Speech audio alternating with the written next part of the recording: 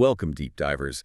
We're kicking things off today with a question that might just flip your understanding of money on its head. Yeah. What if we told you that being truly good with money isn't primarily about having, a sky-high IQ or knowing all the intricate ins and outs of the stock market or even holding a fancy finance degree? What if instead it was far more personal, more, well, human, and frankly, a lot more accessible to anyone, especially if you're just starting out on your investment journey? Yeah, that's a powerful starting point. That's right. Today on The Deep Dive, we're slicing through the jargon and cutting straight to the core of what really matters in personal finance.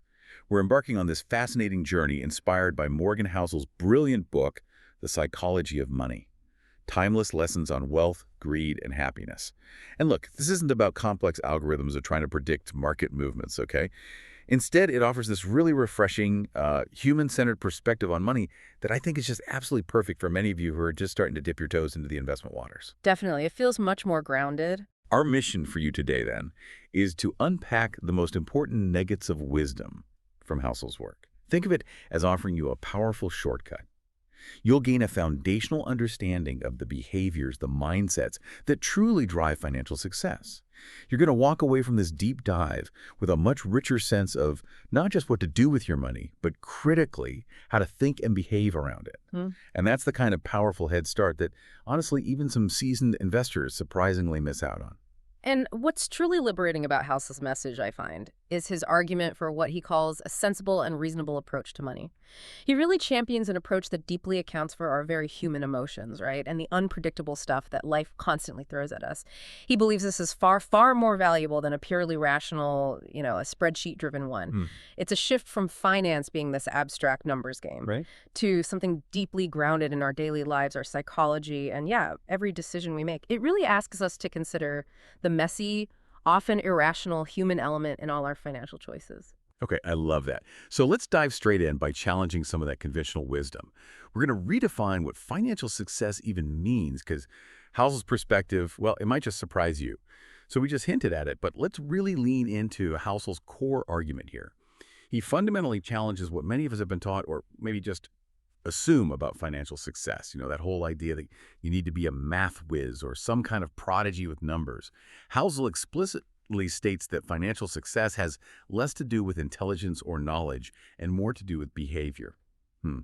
He really drives this home. Being good with money is not about having a high IQ or being a financial wizard. Instead, he says, it's profoundly about how you behave, your habits, your biases, your emotional reactions to financial situations.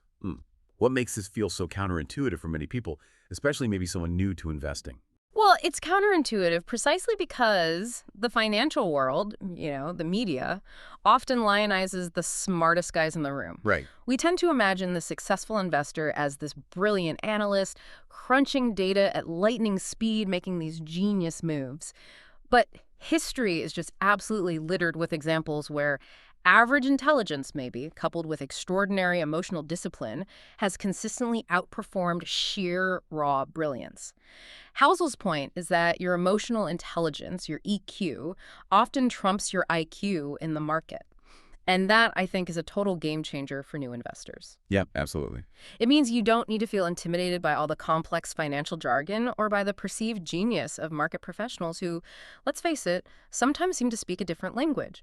Housel is basically telling us that your personal psychology, your discipline, how you regulate your emotions, those are far more impactful on your financial journey than just pure intellectual horsepower. And this realization, it shifts the power, doesn't it, from these external market forces, which often feel overwhelming and totally outside our control, to internal self-management. That's something we do have control over. What really stands out to me is how this implies financial education should equally focus on self-awareness and behavioral psychology, not just the technical skills like, how to read a balance sheet or analyze a company report. That's such a crucial distinction. It's not saying knowledge isn't important, Right. But it's maybe secondary to the consistent application of good behavior. So when Housel talks about bad behaviors, what kind of things might he be referring to? What undermines even the smartest individuals? Well, just think about it for a second. What often derails even highly intelligent people in finance, it's usually not a lack of understanding of a company's fundamentals, is it? No. It's things like Like panic selling during a market downturn because everyone else seems to be doing it, overriding their own logical long-term strategy, or Right. maybe blindly chasing speculative assets, the latest hot thing that promise quick riches, getting swept up in the hype Oh, yeah, we see that all the time. all the time. Or it could be getting carried away by short-term gains, becoming way too confident, and then taking on excessive, unnecessary risk. These are all emotional behavioral traps. They're not intellectual ones. The market ultimately doesn't care how smart you are. It cares how you react to its inevitable, unpredictable swings. Exactly. And understanding this just transforms how you approach building your financial life, especially as you start out. Hmm. If behavior is paramount, then building strong, consistent financial habits, that becomes the cornerstone of your entire strategy. We're talking about simple, maybe, but incredibly powerful actions like consistently saving a portion of your income every single month, or avoiding that impulsive spending that just derails your long-term goals. Yeah. And crucially, maintaining a long-term perspective even when the market throws a massive curveball at you. This suggests that introspection, really understanding your own emotional triggers around money, your impulses, your fears, that's just as valuable as, say, researching the next hot stock or trying to decode complex economic indicators. Mhm. Housel illustrates this point so well through those 19 short stories in his book. You can easily picture the archetype, right? The super smart person, someone with all the academic credentials, maybe even an economist, who makes these emotionally driven, totally ruinous financial decisions. Yeah. And then you have the average person, maybe without any formal financial training at all, who simply sticks to a sensible, consistent plan over decades. And the latter, almost invariably, often ends up far wealthier. It's truly about the marathon, not the sprint, and the consistent, disciplined rhythm of your stride through that whole marathon. Okay, so if it's not just about how smart you are, what other factors, maybe ones we often overlook, play a massive, sometimes kind of invisible role in our financial destinies? What shapes outcomes in ways we rarely acknowledge? Well, this brings us right to another key takeaway from Housel's work. Yeah, the roles of luck and risk, right? Exactly. The psychology of money powerfully highlights the significant and often overlooked roles of luck and risk in financial outcomes. He explicitly states that success is not solely a result of hard work and good decisions, just as failure is not always a sign of a bad choice. That's a huge dose of reality right there, isn't it? It really is. It pushes back hard against that narrative that everything is purely within our control. It absolutely does. And it's a point that encourages, I think, a really healthy dose of humility and a broader perspective. That seems especially valuable for new investors Uh-huh. who might feel like they're solely responsible for every single outcome, good or bad. Mm-hmm. It means recognizing that, hey, not every success you achieve is purely down to your brilliance or impeccable planning. And just as importantly, not every failure is automatically a sign of your incompetence. The world, just by its nature, is inherently unpredictable. External forces, things totally outside our control, like global pandemics, technological breakthroughs, political shifts, they can profoundly impact even the most carefully laid financial plans. Absolutely. Understanding this helps you manage expectations. And crucially, it helps you avoid the pitfalls of hubris when things go well, Yeah, getting overconfident. or excessive self-blame when they don't. Mm-hmm. This understanding reminds us that our personal financial journey isn't some purely deterministic path where every outcome is a direct result of our actions alone. It pushes us beyond that simplistic narrative of pure meritocracy in finance, acknowledging the chaotic, random elements that are always at play. It's almost a philosophical point, Yeah. about how we view our place in this whole financial ecosystem. And it's important to clarify here, Housel isn't saying be passive, right? He's not advocating for a fatalistic approach. Acknowledging luck and risk doesn't mean just sitting back and passively accepting whatever fate throws at you. Quite the opposite, actually. Not at all. Instead, it means building strategies that account for these unpredictable elements. Yeah. So, for example, for anyone looking to invest, diversification, spreading your money across different assets or sectors, that can be seen as a conscious way to mitigate specific risks. Exactly. If one investment goes south because of something unforeseen, say the sudden industry disruption, well, others in your portfolio might still perform okay, cushioning the blow. Precisely. And for new investors, this isn't just about portfolio construction, is it? Think about something as fundamental as having an emergency fund, just a cash cushion, readily available. Yeah, the basics. That's a direct way to cushion yourself against unexpected bad luck, whether it's losing your job, a medical emergency, a sudden big home repair. It's recognizing that life will throw curveballs and you need that financial resilience to absorb them without derailing everything. And it also fosters empathy, I think. If we connect this to the bigger picture, recognizing that other people's financial situations might be heavily influenced by factors totally beyond their control, well, it helps you avoid comparing your own financial journey too harshly against others. That's a really good point. It reminds us that our personal circumstances, our starting points, our opportunities, they're rarely perfectly equal. Housel illustrates this argument against a purely rational cause and effect view of finance so well, emphasizing the power of these unpredictable events. Like, imagine two people, right? Let's call them Alice and Bob. Both new to investing, both equally smart, both starting identical investment portfolios with the same amount of money and the same strategy. Alice happens to invest right before some unexpected tech boom, and boom, her portfolio soars. Bob, through absolutely no fault of his own, starts investing just as a sector he's heavily invested in faces some unforeseen regulatory challenges, causing a dip. Over 20 years, Alice might significantly outperform Bob simply due to market timing that was pure chance. Pure luck. Right. Neither was smarter. Neither of them was smarter or worked harder in that specific instance. Luck simply played a bigger hand. Or conversely, think about a seemingly bad decision on paper like investing in a struggling company. That might turn out incredibly well because of a lucky break, like an unexpected buyout. Meanwhile, a meticulously researched, seemingly good decision might fail spectacularly due to unforeseen circumstances like, well, a global pandemic or a specific company scandal hitting out of the blue. It truly shows that the line between genius and just dumb luck can be incredibly thin sometimes.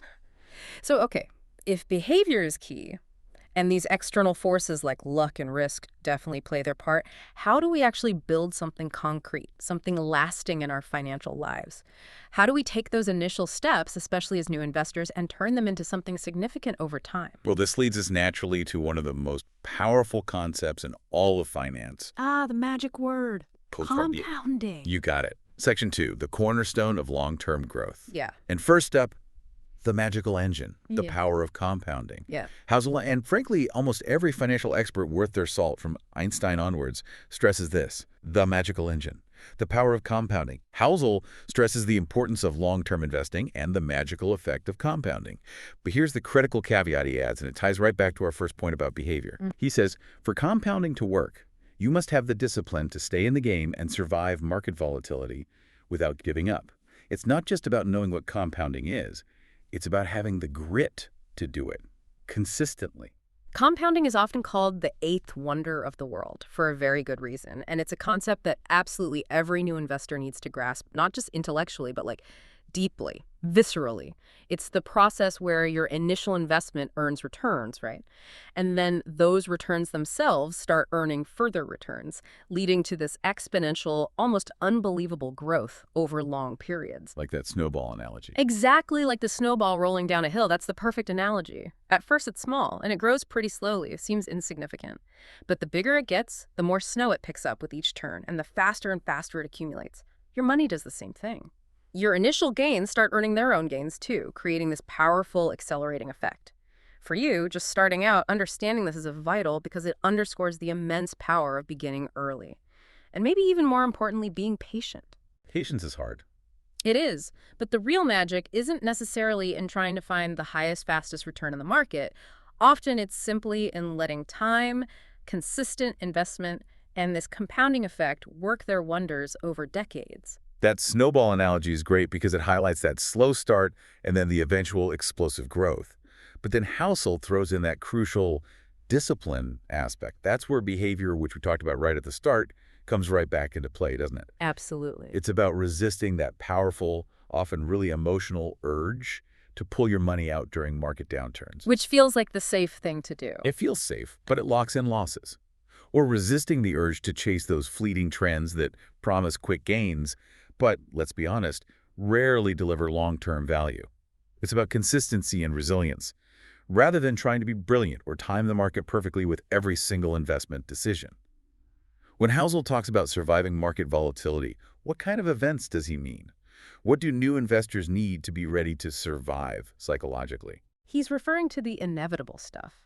The ups and downs, the market corrections, which are generally defined as drops of 10% to 20%, and even the full-blown market crashes, which can be 20% or more. These are a normal, if definitely uncomfortable, part of economic cycles.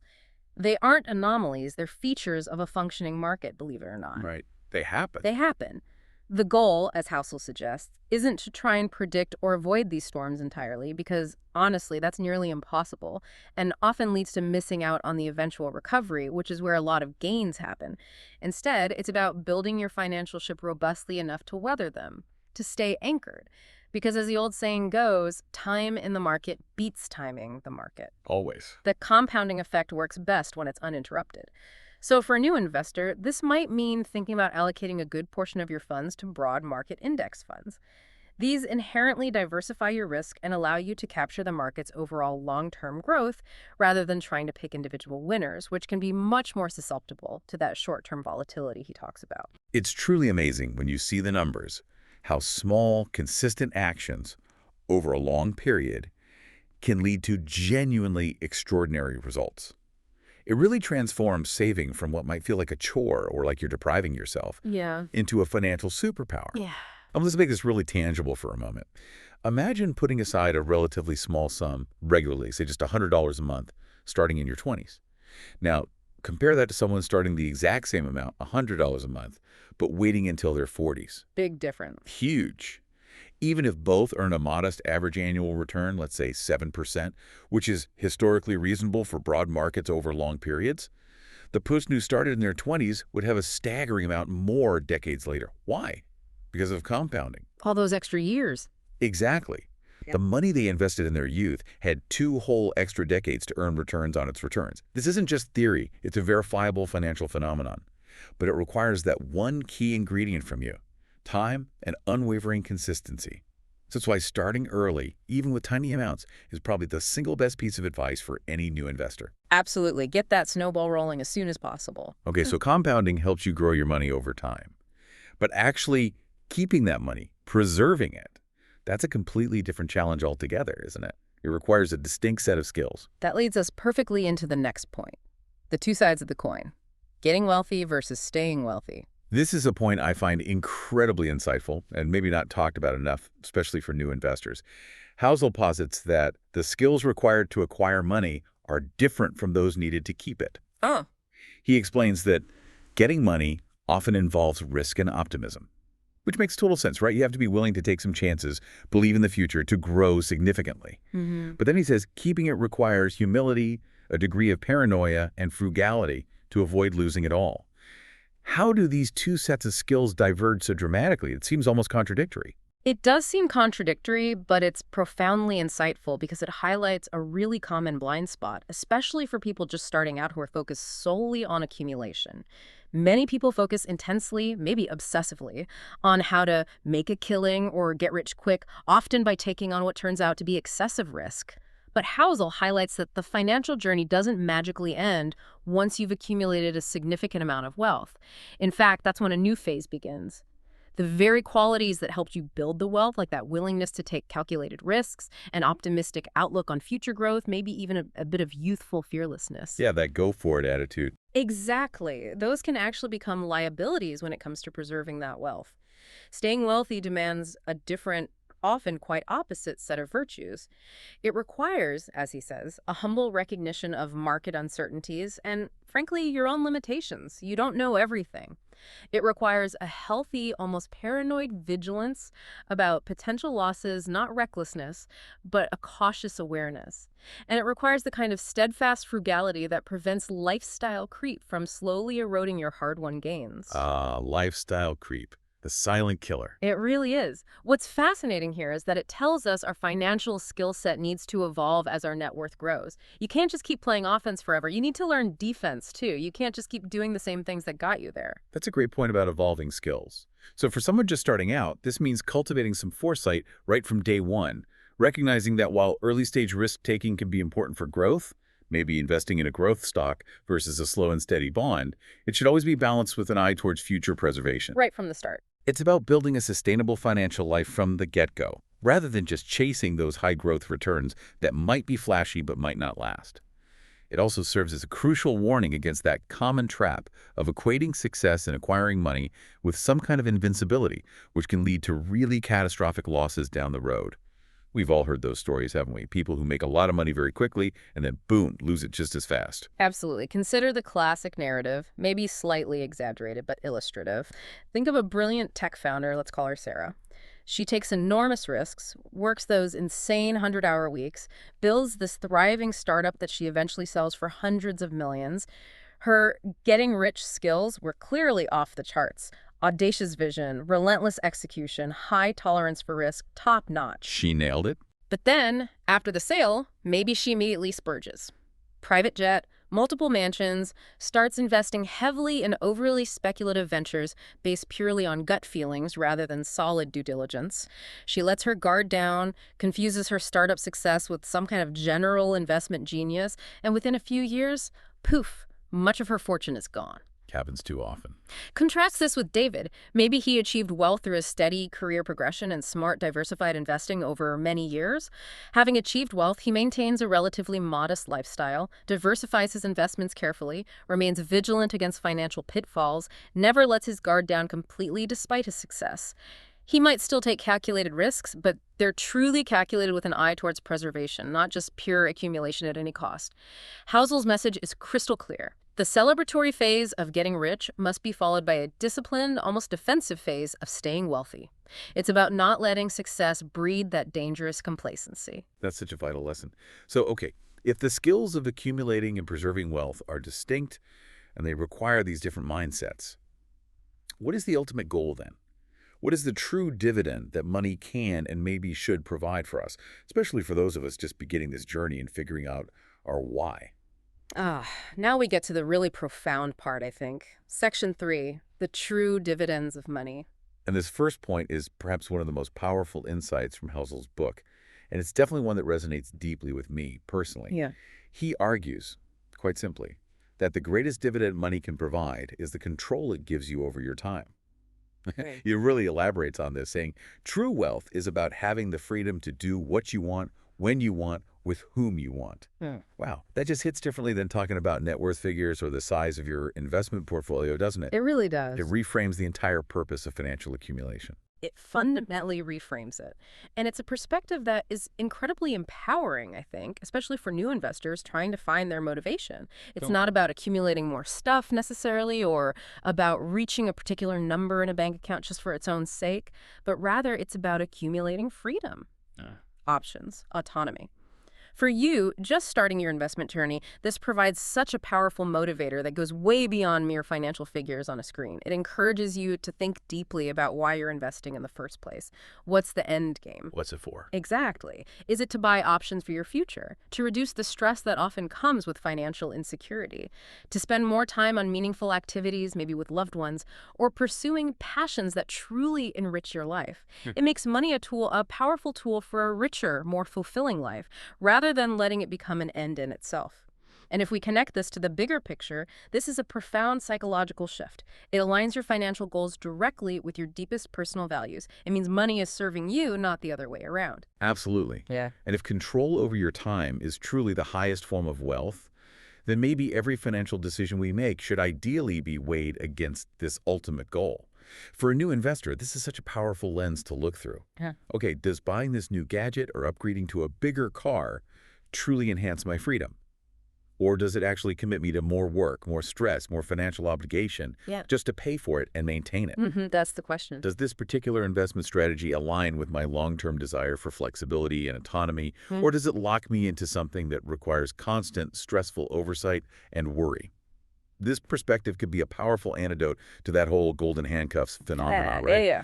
Where a high-paying job might provide financial security, but it leaves you with absolutely no personal time or freedom to enjoy it. Trapped. Exactly. It allows you to define success on your own terms, free from external pressures and just, societal expectations of what rich looks like. And to give you a clear illustration of this, imagine Sarah, a super successful lawyer, earns a huge salary, top of her field. But she's working 80 hours a week, constantly on call, meticulously tracking every 6-minute increment of her time. She has no time for family, friends, or personal hobbies. Now she probably has a high net worth on paper, a big house, fancy cars, looks successful. Looks it, yeah. Compare that to David, maybe he's a skilled craftsperson. Thanks to diligent saving and smart investing early on, he has enough accumulated wealth, maybe not Sarah's level, but enough to work part-time on projects he truly loves. He can pursue a passion project on the side, volunteer in his community, maybe just enjoy his mornings without the frantic rush of a traditional commute. That sounds pretty good. Housel would argue, and I think convincingly, that David is actually wealthier despite potentially having a smaller bank balance and fewer visible markers of richness. Why? Precisely because he has more control over his most precious, non-renewable asset, his time. His money is actively buying him a life he genuinely wants to live, not just more stuff to manage. That distinction is everything. And it leads us directly to a really tricky, often elusive question that I think many of us grapple with, regardless of where we are in our financial journey. How much money is truly enough? Because if it's about control over your time, well, how much money do you actually need to gain that control? And how do you know when you've reached it? Ah, the enough question. That's where Housel gets into the psychology of desire and comparison. Yeah. He dives into this head on in the book, warning us against the endless pursuit of more, just more, for more's sake. He contends that contentment is a form of wealth in itself, which is a beautiful idea. It really is. And perhaps most importantly, he says that the hardest financial skill is preventing the goalposts from moving, preventing your definition of enough from constantly shifting upwards. He points out this challenge is often fueled by social comparison, which feels especially potent in today's always-on social media-driven world, where everyone seems to be showcasing their highlight reel, their best life, their latest acquisition. Oh, absolutely. This addresses a core human psychological challenge, and one that is particularly difficult, I think, to navigate in our modern, hyper-connected society. It's our inherent tendency to constantly compare ourselves to others, and also to adapt our expectations upwards as our own circumstances improve. Psychologists call it hedonic adaptation or the hedonic treadmill. Right, you get used to things quickly. You get used to things. So for new investors, establishing a clear personal definition of enough, what you actually need for the life you want early on, is absolutely crucial. Without it, you really risk getting caught in this endless cycle of accumulation, never feeling truly satisfied no matter how much you achieve financially. Contentment, in this sense, isn't about stagnation or a lack of ambition. It's a conscious, proactive decision to appreciate what you have and to prevent those external pressures, especially the ones amplified by social media, from dictating your financial goals and your sense of well-being. Social comparison, unfortunately, is just a potent and pervasive enemy of finding your personal enough.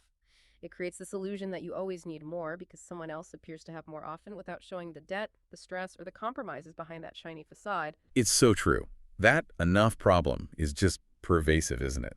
And it often feels like we're running on this treadmill, just trying to keep up with, well, with what exactly? It's often undefined. So how do you prevent those goalposts from constantly moving? For a new investor, what practical steps can they actually take to define and then stick to their version of enough? It really starts with a deep level of self-awareness, I think, and then setting clear personal financial boundaries that you consciously decide to stick to. It means regularly checking in with your core values. What truly makes you happy and fulfilled? Is it really a bigger house, or is it more time with your family, or more freedom to travel, or less stress? Getting clear on the why again. Exactly. For many people, it's about intentionally practicing gratitude for what you already have, actively challenging that nagging internal desire for just more. It also means actively working to decouple your sense of self-worth from your net worth, recognizing that your value as a person isn't tied to the numbers in your investment account or your bank balance. And this is particularly important, I think, for new investors who might feel insecure about this starting point compared to others. If we connect this back to the bigger picture, for investors, this implies consciously resisting the urge to constantly upgrade your lifestyle with every single raise or market gain. Instead, you choose to preserve your financial freedom, preserve that control over your time, which, as we just discussed, Housel argues is the ultimate form of wealth. It's really a deliberate act of self-preservation against those relentless societal pressures to consume and conform. Let's look at an example, just to make it concrete. Consider someone who gets a significant raise at work, or maybe has a particularly good year in the market. Instead of banking a good portion of it, maybe increasing their savings rate, they immediately upgrade their car to something much fancier. Move into a more expensive house or apartment, start dining at pricier restaurants every week. The goalposts just shifted. Exactly. And they find themselves needing even more money just to maintain this new, elevated lifestyle. They might actually feel more financially stretched than before the raise. Or think of the investor who sees a peer bragging about making a killing on some super risky stock. They feel this pressure, this compulsion to take on more risk themselves just to catch up, even if that strategy isn't remotely aligned with their own risk tolerance or their carefully considered long-term goals. FOMO, fear of missing out. Total FOMO. I also would point out that these are classic examples of moving goalposts, driven entirely by external comparison and that endless pursuit of more, rather than by internal satisfaction and a clear definition of what enough truly means for them. It's such a powerful lesson to learn early in your financial journey. It really is, because if you don't define enough, nothing ever will be. So if enough is about contentment and control over your time, what does true wealth actually look like to the outside world? Or, maybe more accurately, what does it not look like? It turns out, according to Housel, wealth can be surprisingly invisible. Yes, his final key point we're covering today, the invisible truth. Wealth is what you don't spend. This is such a powerful distinction that Housel makes in the book, the distinction between being rich and being wealthy. It sounds similar, but it's not. He clearly states being rich is about showing off what you have. The visible stuff. But wealth is what you don't spend. The money you have saved and invested that provides you with future options and security. That's a fundamental difference, isn't it? And one that I think many people new to investing often get confused about. We're just bombarded with images of rich, but wealthy is often a much quieter, behind-the-scenes affair. It's a profoundly powerful distinction, especially for anyone new to thinking seriously about money and actually building a financial future. Rich is often highly visible, as you said. It's the fancy cars, the huge houses, the designer clothes, the extravagant vacations posted online. We see it everywhere on social media, in magazines, in movies. It's aspirational for many. But Housel reminds us that these displays, while maybe impressive on the surface, often represent spent money. Money that is gone. Money that is no longer available to provide those future options or that deep sense of security. It's capital consumed. Exactly. Wealthy, by contrast, is often invisible precisely because it's what has been saved and invested. It's the assets working quietly in the background. It's the quiet security, the flexibility, the freedom we've already discussed. This perspective encourages a much quieter, more substance-driven approach to financial success, one that prioritizes long-term future security over present-day extravagance and external validation. And if we connect this to the bigger picture, it's a mindset that separates true financial strength and resilience from mere appearances and transient status symbols. It allows you to build a financial fortress rather than just, decorating its facade. And for you, listening as a new investor, this implies a really crucial shift in focus. It's about building a robust financial foundation that provides genuine peace of mind, rather than trying to impress others or keep up with perceived standards that might not even be real. It encourages a long-term perspective, where savings and investments are viewed not as deprivation, not as money you're missing out on spending right now, but as stored potential, as future opportunities, as freedom banked. What kind of future options and security are we really talking about here, just to spell it out? Well, think about the big ones. It's the ability to retire comfortably, or at least have the option to retire earlier if you choose, rather than being forced to work until a certain age. It's the freedom to maybe pursue a passion project, start a side hustle, or even change careers without immediate financial strain. It's weathering an unexpected job loss or a medical crisis without spiraling into crippling debt. That peace of mind is huge. It's massive. It's having the means to support loved ones through difficult times if needed. It's having that financial cushion that allows you to take calculated risks in your career, maybe negotiate better terms, or even start your own business knowing you have a safety net below you. This perspective actively challenges consumer culture and encourages intentional, thoughtful choices with your money. It's ultimately about building a life of choice, not a life of obligation driven by spending. To put it really simply, just picture it. Think of someone driving an incredibly expensive luxury car, wearing the latest designer fashion, but secretly living paycheck to paycheck, maybe even racking up debt, just to maintain that facade. They look rich. I'll show. Contrast this with someone driving a modest, reliable car, living in a reasonable home that perfectly meets their needs, but quietly building a substantial investment portfolio that's growing steadily, plus having a robust emergency savings fund that offers profound peace of mind. The first looks rich, the second is wealthy, according to Housel's definition. That's the core distinction. One is showing off spent capital, which represents past consumption. The other is quietly building future power, future security, and future flexibility. For a new investor, Embracing this invisible truth can dramatically change their priorities and honestly lead to far more sustainable and meaningful success in the long run. Couldn't agree more. It's a fundamental shift. Wow.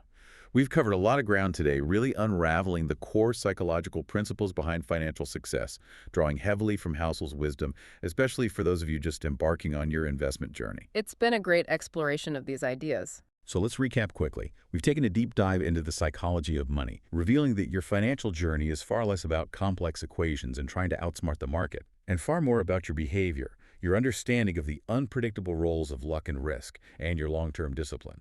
We've seen how compounding works, its quiet, almost invisible magic over time, how different skills are needed to both get wealth and, crucially, to keep it, and how the true ultimate wealth, perhaps, grants you control over your most valuable, non-renewable asset, your time.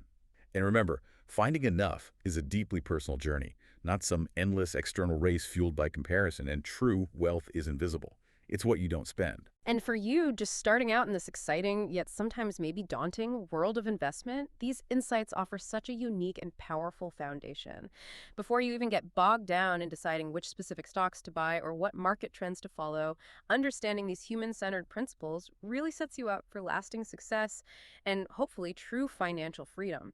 It empowers you to build a financial life that doesn't just aim to grow your bank balance, but one that truly serves your deepest goals and values, giving you the control and contentment you actually seek. It's about building a life you love, with money serving as a useful tool, not becoming your master. Well said. So, as you reflect on this deep dive, we want to leave you with a provocative thought to mull over. If financial success is primarily a behavioral game, as Housel argues, what single habit, whether it's a positive one you want to strengthen or maybe a negative one you want to overcome, do you believe has the most profound impact on your own financial future right now? And perhaps more importantly, what small intentional step can you take today, maybe even right after listening to this, to align that habit more closely with your personal goals of achieving control and contentment? Think about it. We'll catch you next time on The Deep Dive.